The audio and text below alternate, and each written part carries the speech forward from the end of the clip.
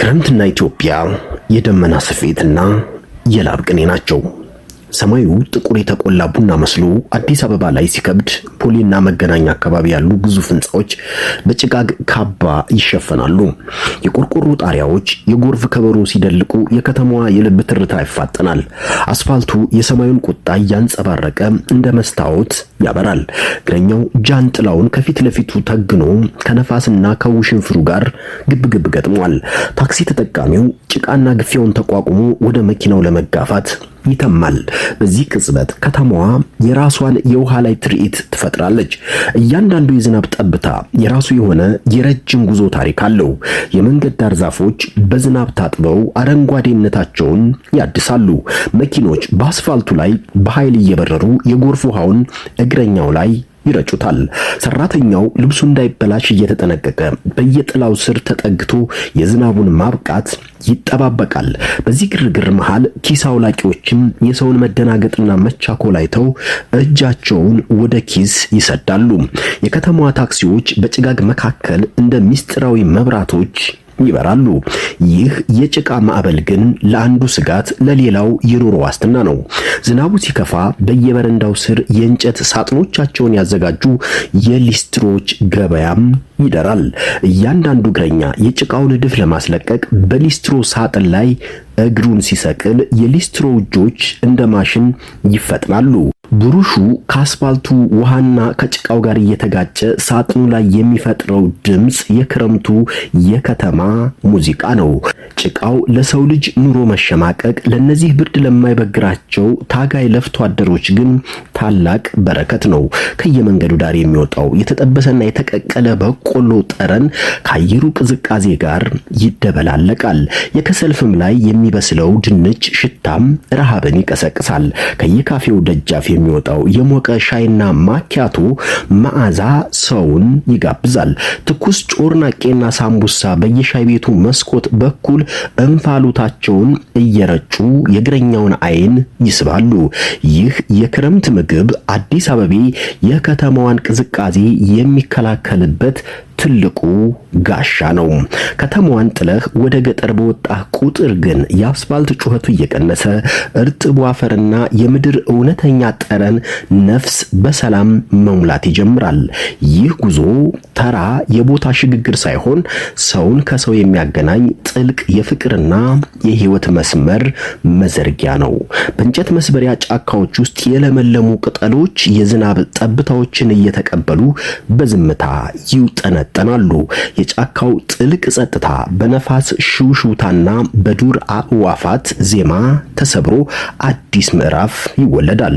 እዚህ ጫካ ውስጥ ቅዝቃዜው የራሱ የሆነ የብቻነትና የህይወት ሚስጥር አለው። የዛፎቹ ግንድ በርጥበት እየረካ ወደ ውስጥ የከርሰ ምድር ህይወት ጭማቂን ያንቀሳቅሳል። ከተማውንና ሌላውን ዓለም ጥለው ለረፍት የመጡ ወጣቶች በዚህ ጫካ ውስጥ እንጨት እየሰበሩና በነፋሱ ቅዝቃዜ እየተሸነፉ እርስ በርስ ይተያያሉ። እዚያ የከተማው ውበት ጠፍቶ እውነተኛ የልብ ትስስር ይወለዳል። ሰኔ በደመና ውስጥ ሲያገሳ የሰማዩ ታንኳ ተገልብጦ በምድር ላይ የውሃ ጅረት ይፈሳል። ሐምሌ ግም ሲል ደግሞ የአከናናቢው አርሶ አደር ጎድጓዳ ማሳ በጭጋግና በደመና መጋረጃም ይሸፈናል። ገበሬው ማረሻውን አግድሞ በጭቃና በንፋስ መካከል የጽናቱን አክሊል ለመድፋት ይነሳል። የነጎድጓዱ ድምጽ ለሰነፍ መቅጫ፣ ለትጉህ ደግሞ የትንሣኤና የሥራ ጥሪ ሆኖ ያገለግላል። በዚህ እልህ አስጨራሽ ወቅት የገበሬውን ጉልበትና ቁርጠኝነት የሚገልጸው የአባቶች ጥልቅ ቅኔም እንዲህ ይላል። ሐምሌ ግም ሲል ሰኔ ሲያገሳ አከናናቢ ጎድጓዳ ማሳ። ይህ መለኮታዊ ቁጣ መሬት የውሃ ጥማቷን የምታረካበት፣ ሰማይም ክብደቷን የምታራግፍበት የታላቅ ፊልሚያ ምዕራፍ ነው። አዝመራው ገና ሳይበቅል በገበሬው ልብ ውስጥ የአረንጓዴ ተስፋ ዘር መበልጸግ ይጀምራል።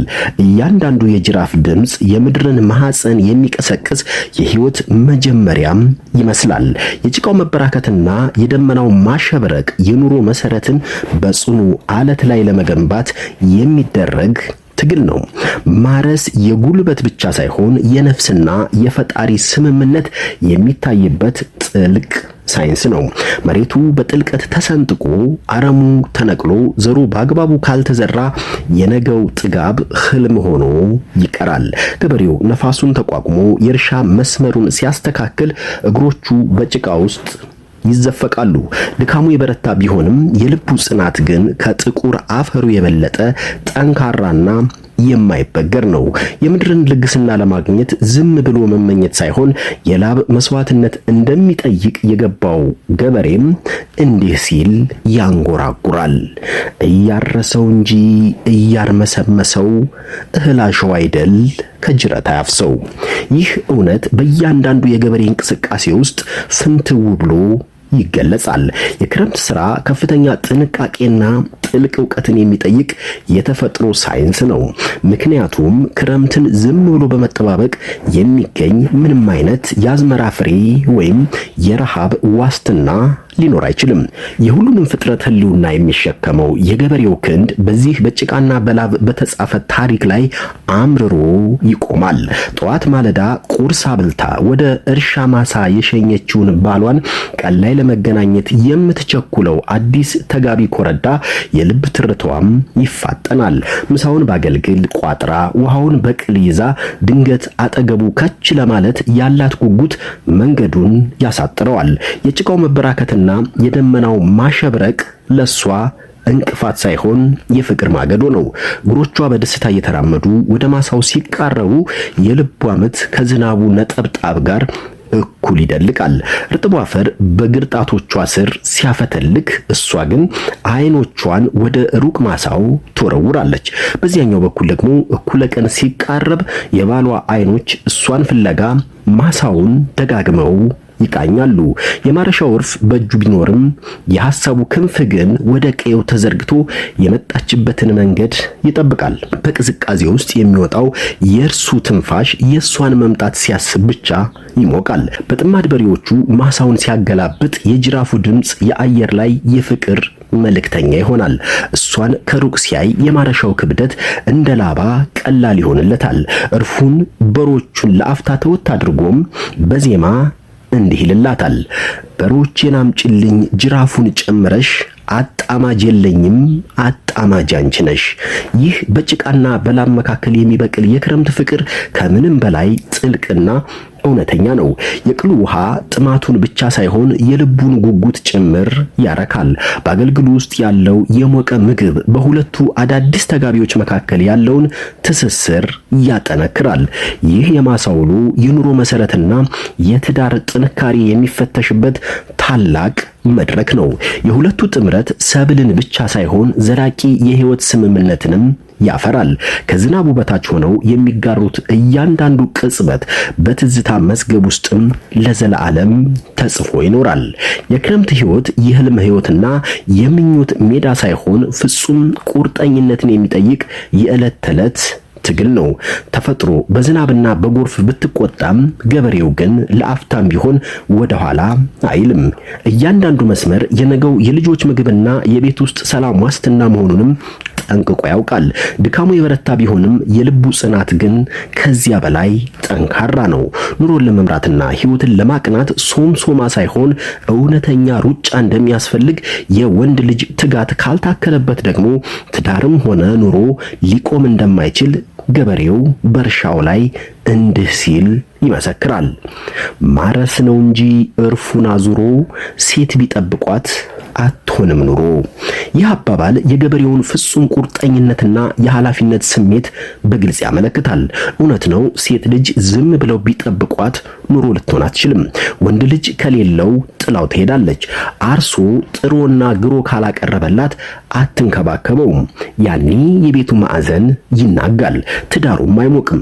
ከተዘጉ በሮች ጀርባ ሰፊ የቤት ውስጥ ስራዎችም በጥንቃቄ የሚከናወኑትና በምድጃው ዙሪያ ፍቅር የሚበቅለው በወንዱ ላብና ጽናት ላይ ተመስርቶ ነው። ይህ የተመጣጠነ የጽናትና የሥራ ክፍፍል የትዳርንና የህይወትን ጉዞ ያቀናል። እያንዳንዱ የቤተሰብ አባል በራሱ ሚና ላይ ተሰማርቶ የክረምቱን ፈተናም ያሸንፋል። የደቦ እርሻ ሲታወጅ መንደሩ በአንድነት ተነስቶ ወደ ማሳው ይተማል። የ10ና የ20 ሰዎች ጉልበት በአንድ ላይ ሲጣመር የማሳው ስፋት ወዲያውኑ ትንሽ ይሆናል። እያንዳንዱ ገበሬ የራሱን አጣማጅ ይዞ መሬቱን እያረሰው ሳይሆን እያርመሰመሰው ይሄዳል። ይህ የጋራ ጉልበት የብቸኝነትን ድካም ወደ ህብረት ደስታም ይለውጠዋል። ከከፍተኛ ትምህርት ተቋማትና ከተለያዩ አካባቢዎች ከስራ ለረፍት ወደ ገጠሩ የሚተሙ ወጣቶችም የክረምቱን ድባብ ይበልጥ ያደምቁታል። የከተማውን ወይም የውጭውን የቅንጦት ህይወት አራግፈው ወደ ማደጊያ መንደራቸው ሲመለሱ የናፍቆት እንባ ከዝናቡ ጋር ይቀላቀላል። በዩኒቨርሲቲ ግቢ ውስጥ የነበረው የብዕር ትግል አሁን ወደ ማሳው የጉልበት ድጋፍ ይለወጣል። የወላጆቻቸውን ሸክም ለማቃለል ወደ ጭቃው የሚገቡት እነዚህ ወጣቶች በከተማ ስልጣኔ ያልጠፋውን የልጅነት ፍቅራቸውን በማሳው ዳርቻ በድጋሚ ያገኙታል። ቀን ሲጋመስ የማሳው ዳርቻ በምግብና በጠላ ጩኸት ይሞቃል። ያረሱትም ያላረሱትም በአንድ ማዕድ ዙሪያ ተቀምጠው የድካማቸውን ፍሬ ይጋራሉ። ጨዋታውና ቀልዱ ቅዝቃዜውን አቀልጦ በሰዎች ልብ ውስጥ የጋራ ሙቀት ይፈጥራል። ይህ ወቅት አንዱ ለሌላው የሚደርስበት፣ ክንድ ለክንድ የሚደጋገፍበት የእውነተኛ አንድነት ማሳያ ነው። የደቦ እርሻው ሲጠናቀቅ ማሳው ተለዋውጦና ተስተካክሎ ያድራል። ገበሬዎቹ በደስታና በኩራት ወደ የቤታቸው ሲመለሱ የነገው አዝመራ ዋስትና እንዳለውም ያውቃሉ። ምድር ለ3 ወራት ያክል የውሃ መታጠቢያ ወስዳ ራሷን ታድሳለች። አቧራው በሙሉ ጠፍቶ የአረንጓዴው ምንጣፍ በሜዳውና በተራራው ላይ ይዘረጋል። ወንዞች ሞልተው የራሳቸውን ጉልበት ማሳየት ይጀምራሉ። ተራሮች በጭጋግ ተከናንበው ምስጢራዊና ማራኪ መልክ ይይዛሉ። ይህ ተፈጥሮ ራሷን የምታድስበትና አዲስ የህይወት እስትንፋስ የምትዘራበት ታላቅ እረፍት ነው። የአዲስ ተጋቢዎች ፍቅር በጫካ የተወለደው መተሳሰብና የደቦ እርሻው ህብረት አሁን በማሳው ላይ በበቀለው ሰብል ይለካል። እያንዳንዱ የታረሰ ማሳ አረንጓዴ ቅጠል አውጥቶ ነፋሱ ሲያወዛውዘው ልዩ ውበትን ይሰጣል። የገበሬው ዓይን ማሳውን ሲያይ በደስታና በተስፋ ይሞላል። የልጅነት የጭቃ ጨዋታዎች አልቀው ልጆች ወደ ትምህርት ገበታቸው ለመመለስም ይዘጋጃሉ። ክረምቱ የራሱን አሻራ ጥሎ ሳያልፍም አይሄድም። መስከረም በአደይ አበባ አሸብርቆ ብቅ ሲል የክረምቱ ጭጋግ ሙሉ በሙሉ ይጠፋል። ምድር በውሃ ጠግባ አዲስ ፍሬ ለመስጠት ዝግጁ ሆና ትነቃለች። የክረምት ጽናት የዘመን መለወጫን ታላቅ ደስታና አዲስ ተስፋ ይወልዳል። የሰው ልጅ ከተፈጥሮ ጋር ያደረገው ስምምነት በተሳካ ሁኔታም ይጠናቀቃል። ክረምትና ኢትዮጵያ የታሪክ የፍቅርና የተፈጥሮ ዘላለማዊ ውህደት መገለጫዎች ናቸው። ስለተከታተላችሁን እናመሰግናለን።